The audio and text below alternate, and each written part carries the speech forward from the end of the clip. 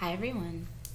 This video is a book review about a book that I bought several weeks ago.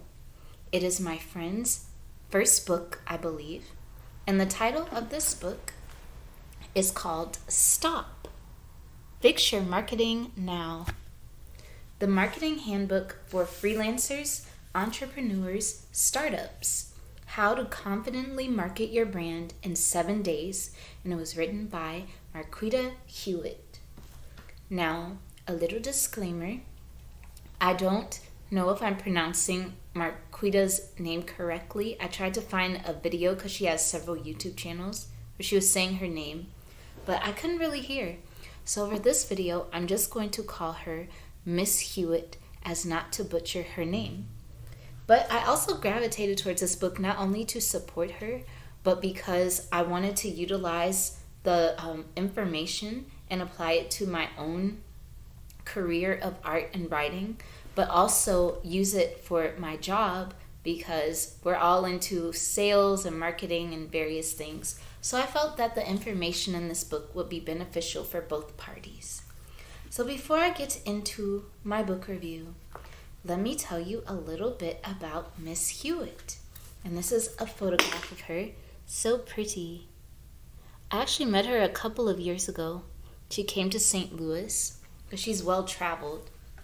And she just was so elegant and so intelligent. I just admired her. So that's why I really like supporting her work, because I know she puts out a lot of quality information. She's very driven and very progressive in how she markets herself. So, let me tell you a little bit about her.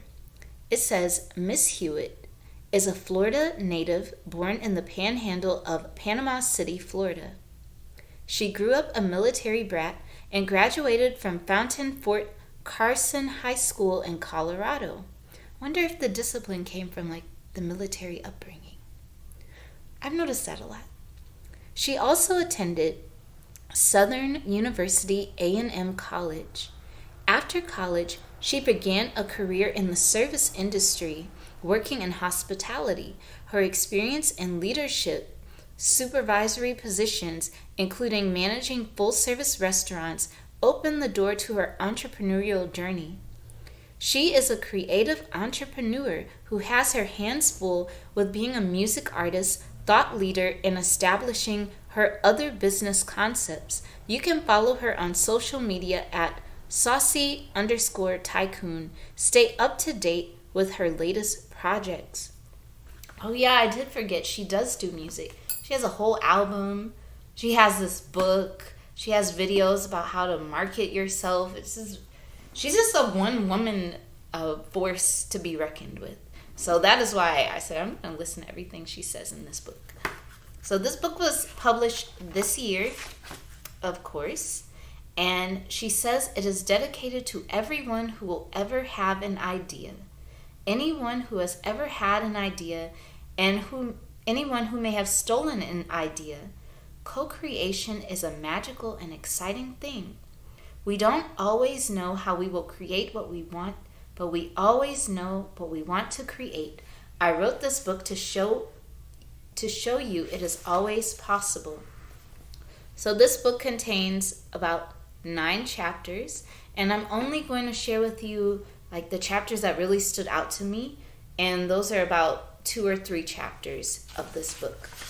So in the introduction, what I enjoyed about the introduction is she calls you tycoon. She says, "Hello, my fellow tycoon." And that does something to the mind. When somebody gives you a title, it makes you feel empowered. I have read other books about marketing before and business and everything, but it felt like the author was talking down to me. It felt like I was just really dumb. Even though I didn't know what I was doing, it felt like I was a 10-year-old and they were the teacher telling me everything to do, as if I didn't have my own mind. Whereas when she uses tycoon, not only does it inspire the reader, it also puts us on an equal setting. It's not like, okay, I'm teaching you. It's as if she's saying, we're working on this together. It's collaboration. So she talks a little bit about herself and how she came into marketing in the beginning. She mentions that her experience from, I guess, trying to be a business coach and learning about business opened her mind to how diverse marketing could be. So the first chapter we are going to discuss is chapter 1, what is marketing? Now, a lot of people, when they think of marketing, they're just like, oh, it's marketing, the end. That's how I think. I didn't know there were different, maybe I did, but I never really thought about it. I didn't know there were different forms of marketing having different names. I just clustered it all together as marketing. But in this book, she breaks down the different types. So the first type of marketing is content marketing, and that is creating, publishing, and distributing content in the form of videos, written format, and audio format to promote and sell a service or product. Now, I resonated with this because I have my books that I write. So far I have 6 books. I only have maybe one in my apartment. That is this book. This one was my 5th book. But most of my books I use to teach people about either Black history or different poetry forms. So most of my books are workbooks. So that would be classified as content marketing. It's not just fiction. It's I am teaching you something, or I am trying to train you in something. The next marketing is influencer marketing, and that is collaborating with a well-known authoritative individual or brand to promote your product or service. The most common and recognizable form of influencer marketing is celebrity endorsement, which is pretty true. I mean, you have certain celebrities that are with certain brands, and every time you see that brand, you think of that celebrity, or even if it's a person that isn't, I guess, non-existent. For example, with, what is that? I want to say it's Progressive Insurance or car insurance. And you have that character Flo. So even though Flo is not a real person, they have a real human being playing her. And when people see this person, they know that she is associated with that company. The next is digital marketing. It is using online-based technology such as computers and phones to promote and sell a product or service. So, back in the day before technology became very, very immersed in our society, you didn't really have digital marketing. The closest you would get to digital marketing in the early days would probably be, I'd say television, if you could even count that as digital. I'd even go as far as saying radio, but I don't know. That's the closest I can get to digital marketing before, computers and everything. Brand marketing is the theory and tactics used to promote your brand overall by giving value to the customer. Each method, when combined, becomes a powerful arsenal when implemented into a long-term marketing strategy. I think of that as a very powerful form of marketing because some people will only buy certain things associated with, I guess, a certain brand. So, for example, with me, I love black castor oil. I love Jamaican black castor oil. But there's only 2 companies that I'll buy it from. One is Tropic Isle Living, and the other is Sunny Isle. And the reason that I buy from those companies is primarily based off of the quality of their product, number one. They both have very great products that they create. The second reason is their backstory. Their backstory makes me want to support this company. Even with Tropic Isle Living, one of the CEOs of that brand, she'll have video tutorials where she's washing somebody's hair using the products. I thought that was pretty cool because she could have gotten a celebrity to do it. She could have gotten a model or something to do it, but she is doing it herself. She is becoming more personal with the consumer, which makes me want to support her more. So the next thing is a marketing strategy. Marketing strategy is a plan of action to promote or sell a product or service. The objective of a marketing strategy, is to facilitate the buying process by either providing quality informative content and or by executing strategic advertising campaigns. So when you are starting a business, you don't just want to be like, okay, I'm starting a business here. Everybody buy. How are people going to know about you unless you market yourself? That's how it is with my current job. Like my boss, when he first started, his company was online. It was mostly online. So all of the marketing, he didn't have a marketing team. He did literally everything himself. The website himself, the coupons himself, the flyers, the signs. He would go to different events and market the store. He would make videos and market the store. So over the course of almost a decade, it's been like 8 years, people know his company. They know the brand. They know all the rules that apply. Oh, I'm a member. You have to add your member discount. Oh, we're going to be doing this. The reason his business is successful is because his brain is very progressive. Some people fall because they are not willing to change. They are very rigid and they constrict their own business. Think of your business model or your business as a vein, and your marketing is like the blood flowing through your veins. Now, think of lack of strategy is like a blood clot in that vein. You're stopping your own growth. Marketing will either make or break your business. You can market something in the wrong way, which he mentions in this book, which I think is pretty neat. So yeah, that is the first chapter. What I also like about her book is that she has graphics in there. Sometimes I just hate reading books that don't have pictures. I know I'm an adult and I need to, read books that don't really have that many pictures. But sometimes I want some pictures. And sometimes I want some graphs so I can understand what's going on. Well, in her book, she has her little graphs, which help me have a better understanding of it. And they're very neat. It's very neatly laid out. I don't know if she put this book together herself or she had somebody else do it. Because with a lot of first books, I'll be like, oh yeah, this is definitely their first book. I can tell just by the layout, the editing, all of the typos. But this book is just so professional. Anyway, so the next chapter that I wanted to focus on is chapter 3, Who, What, Where, and Who. She says a successful brand is one that continues to evolve, grow, expand, satisfies its customers, and increase revenue. To achieve these milestones, there's some information you must take to provide that will be essential for communicating your brand personality to the marketplace. So she calls this the brand personality code. And the brand personality code is 1, who are you? 2, what do you do? 3, who do you help? And 4, how do you do what you do? And when I read this chapter, I was like, dang, am I even using these things? As long as I've been doing art, have I really been using these things?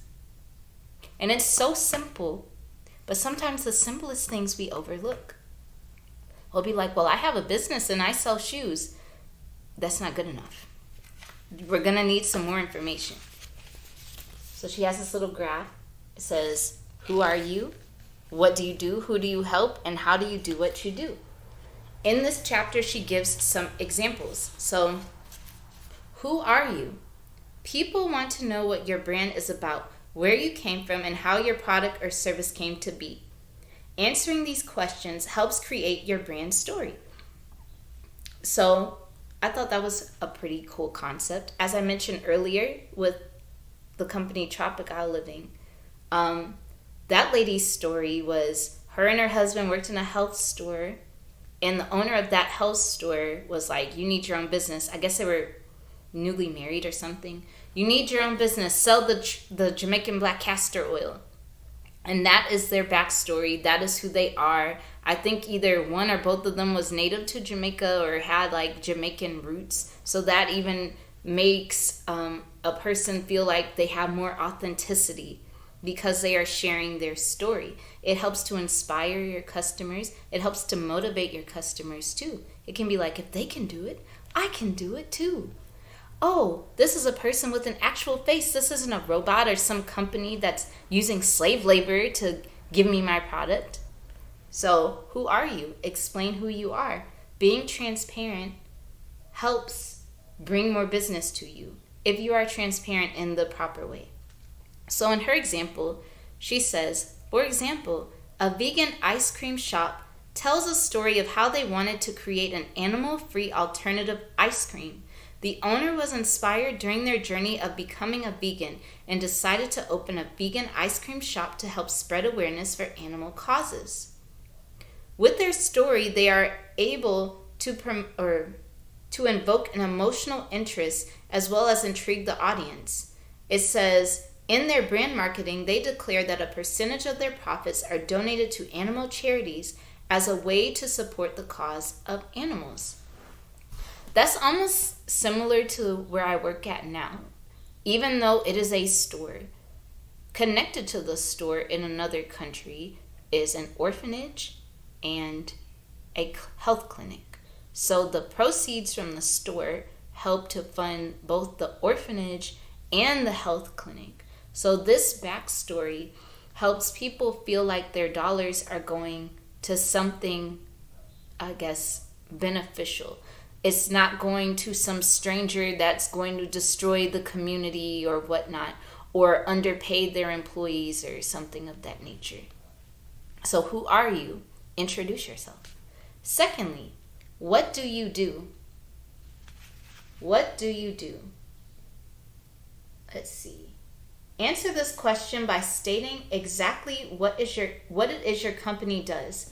If you are a fashion designer, say you make, insert adjective, clothes. If you are an author, say you write, insert adjective, books. If you are a makeup artist, say you apply, insert adjective, makeup on faces. So it's not just saying, I am Kiara, I do art. That's not exactly what I do. What type of art do I do? Do I do sculpture? Do I do like fashion design? Do I do makeup art? What art do I do?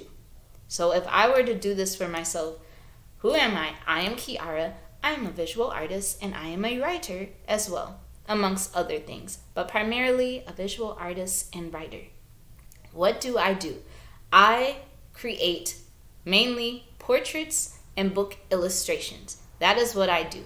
I do not do anything with sculpture. I do not do anything with like, oh, I'm doing graphic design. I'm not in that arena. I can do graphic design if I need to, but that is not my primary focus. I focus on mainly portraits, mainly of people of color, and book illustrations using various styles. My whole business concept is I do not limit myself to the tools that I can use, even though I don't do sculpture. I can do collages, colored pencil, pastel, oil pastel, paint, all of that. That is part of what I do. I can lay out your book. I can also edit your book and illustrate your entire book if I need to. So in that case, I would be a one-woman factory. But just me saying, oh, I do art, that doesn't really explain anything. It doesn't say like, are you a like sketch artist? Do you do caricatures?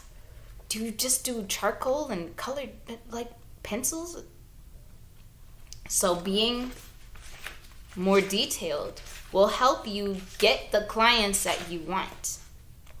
It also helps alleviate frustration with clients. So the next part is, who do you help? So the example that she uses in this chapter, who do you help? She says, there's a woman searching for numerous online clothing boutiques in search of a perfect dress. However, she is not confident that she will find the right size, as she becomes confused about the sizing charts provided on many websites that she visits. So she needs a custom dress designer who helps women who are frustrated with the online shopping experience when it comes to ordering dresses that will fit exactly right. So for me, for example, with my books, usually most of the people that come to me for books are people who have never either written a book before, or they have had a manuscript that has been sitting on their shelf for years and years and years and years and years and years. And I finally make it into a book. Usually with those people, I will do their book layout, and I'll also do editing as well as illustration, and I try to work with their price range. That is what I do. Whereas if they went to a publishing company, like they would probably have to work with, I don't know, like 7 different people, and their price range would go like way up high, because you might have an illustrator that's like, well, you have to pay me $1,200 for these illustrations. Then you have the layout person, well, you have to pay me $800 for at least 10 pages. And then you got the editor, well, you have to pay me $300 to edit your book. And it's too much for them. They don't know the process. The company has like 7 people to do 7 different things, whereas they can condense it down to me, and I do basically everything. So that is what I do. This is who I help. Usually people who have not done anything of this nature before. Right now I'm taking my hiatus from my books because my computer is broken. So right now I'm not marketing myself currently as a person that is doing book layouts and everything. I'm currently marketing myself as someone who is doing paintings and portraits and different things. You have to go with the flow depending on like what phase you are in. So when I get my technology straight, then I will be back on board with doing all of my books. In the last chapter of this book, she basically combines everything. No, chapter 6. She basically combines everything and tells you exactly how to make a marketing plan. And I'm not going to share this with you because like I don't want to give all of her secret sauce, but it's very detailed. It's like detailed but direct. It's very short. So she gives you an outline that you can follow step by step. Therefore, if you're confused about any of the previous chapters, you can literally just follow this entire chapter and you will be on your way. You will have a clear vision. Some people, their businesses fail because their business vision or their marketing strategy or their outline of the business is warped. So they don't really know exactly where they're going. They start going in circles, or they start panicking and doing things different. They're like, oh my God, I don't know what to do. Ah! For example, like libraries. As you know, I worked in libraries for a number of years. One thing that libraries had to do, most of them, to stay open was to go along with the changes. So most people would see libraries as places you'd be like, okay, I'm here, I'm going to read my book, be quiet, shh, don't talk loud, the end. But as people started, reading less or buying books from online or not coming in the library or not returning books or whatnot, the library had to go with the flow. They had to go with changes. So they started implementing digital books, Kindles. They started putting in computers. They started creating maker spaces to bring in more people to come into the building in order to have more activity flowing in with the library. There are also some libraries that were like, well, you don't need a master's of library science to be a librarian. Now you just have to have maybe a master's or some equivalent of that degree in order to get this position. So they had to go with the changes, go with the flow. Now, as far as what I'm going to be doing with this book, I have been using some of the tactics in here. I've been trying to be more bold with marketing myself. I guess I was more shy and not as aggressive, or not aggressive, assertive, that's the proper word.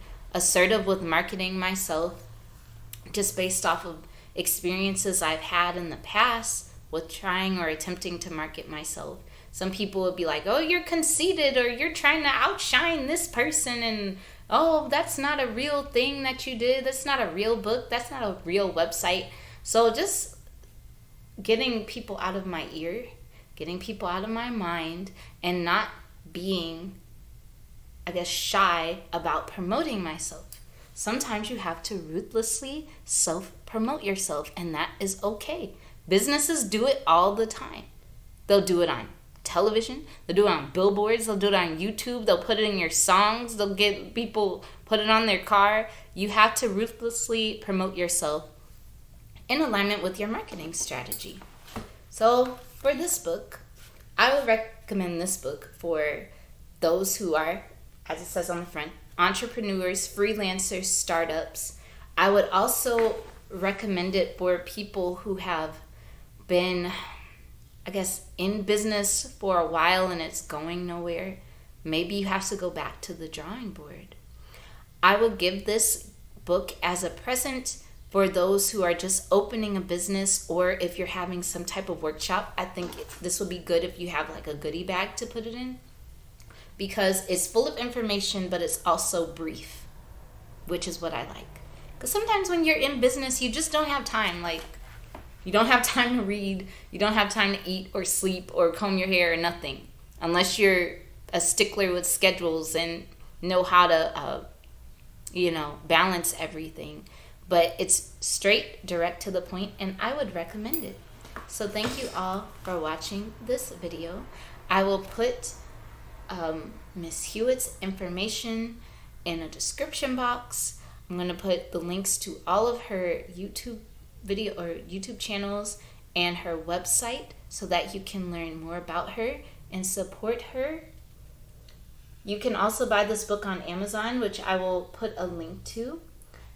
Hopefully it will help you if you are a person who freelances or is in business or thinking about getting in business. Thank you for watching this video, everyone, and have a lovely day.